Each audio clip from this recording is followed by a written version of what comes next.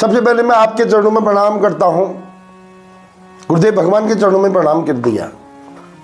देवी और सज्जनों, अब मैं आपको आइंदा से वो जो कथा है उसको उतार दूंगा। फिर आप लोगों ने सुन लिया, फिर आजकल की जो न्यू जनरेशन है इसकी समझ में नहीं आती है, तो मैं कुछ ऐसा प्रयास कर रहा हूं आज से कि वो नई जनरेशन इस बात को समझे। अब हम अगर अपने बच्चों को बोलेंगे कि पूर्णिमा का व्रत करो, तो कोई एक आध बच्चा संस्कारी होगा, अपने माँ बाप का भक्त होगा तो कर लेगा मजबूरी में,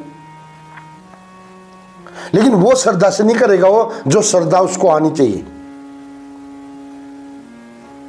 देवी और सज्जनों, आज मैं आपको एक बात बता देता हूं, दो लक्षण बताता हूं मैं, ये पूर्णिमा को क्यों व्रत करना चाहिए। अगर हमारा बच्चा, आपका बच्चा पूछ दे कि माँ ये व्रत करके क्या होगा, या पिताजी ये पूर्णिमा के व्रत से क्या फायदा है, तो आप क्या जवाब दोगे? क्या आपके पास कोई उत्तर होगा ठोस?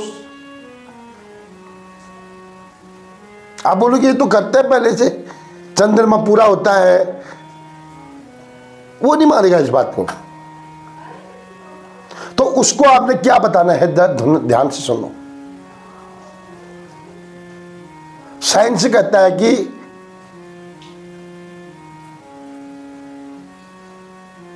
पूर्णिमा के दिन चंद्रमा पूरा हो जाता है उस दिन, और पूर्ण चमक उनके ऊपर होती है। और चंद्रमा को जल तत्व जो बोलते हैं कि जो वाटर एलिमेंट्स है, जल तत्व, मतलब चंद्रमा जल तत्व ज्यादा है, और जल तत्व क्या करता है, हमारे अंदर एक्साइटमेंट ज्यादा करता है।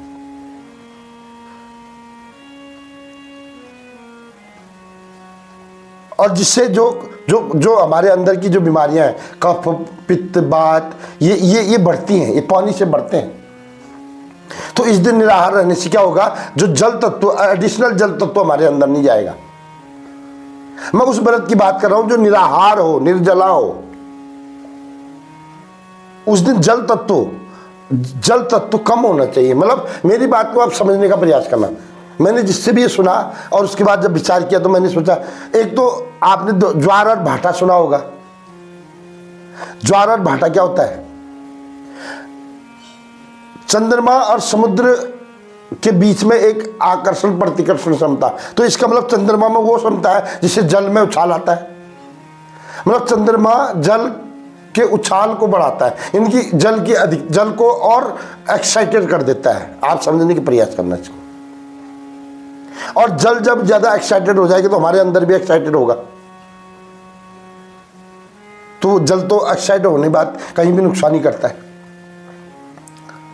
तो वैज्ञानिक तत्व में कहने का मतलब है कि चंद्रमा जल की अधिकता बढ़ाने से हमारे अंदर एक विकार पैदा करता है।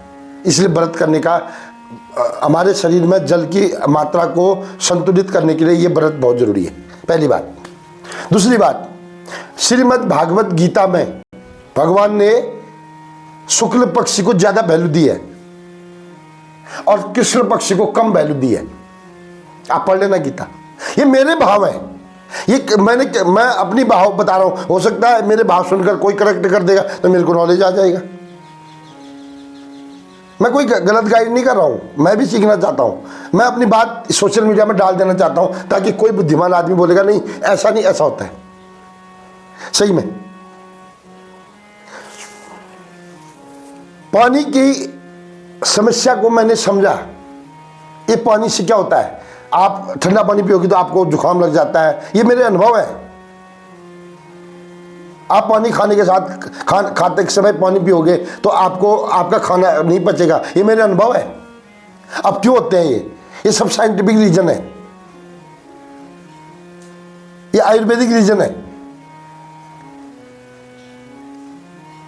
पानी कब पीना चाहिए, आयुर्वेदिक ये बताया हुआ है, संत महापुरुषों ने, ये योग पीठ वालों ने बताया हुआ है।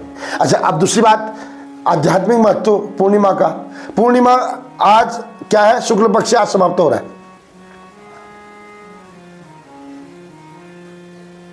अब कल से कृष्ण पक्ष चालू हो जाएगा, तो शुक्ल पक्ष आज पूर्ण रूप से आ जाएगा आज के दिन। तो भगवान नारायण का शुक्ल पक्ष भगवान नारायण का प्रिय है, तो आज के दिन भगवान विष्णु और लक्ष्मी माता की पूजा होती है और चंद्रमा को जल अर्पण किया जाता है। उस चंद्रमा को शुक्रिया किया जाता है कि हे चंद्रमा, आप हमारे इस हमारी भक्ति भाव बना रहे, हमारा शरीर का संतुलन बना रहे, ये जल आज हम नहीं पीकर आपको अर्पण करते हैं।